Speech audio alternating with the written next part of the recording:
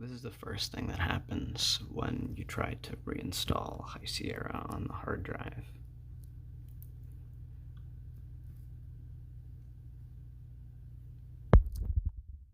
So I turned it off, and hitting the power button, this comes up with a non-Apple logo. I hit Windows R. I'll go into recovery mode. So now I come back here after it's loaded, choose the English language.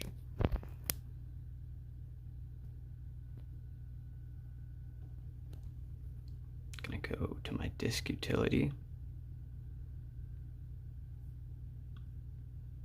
Gonna erase this. So I'm going to erase this. Format with APFS.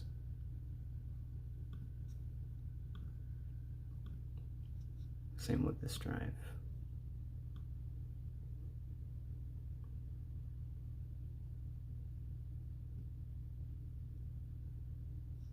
Okay.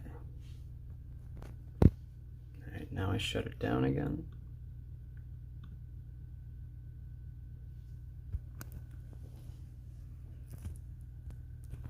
So now I'm going to try and launch in Internet Recovery mode. Command Option R, power button. I'm going to have to put the camera down.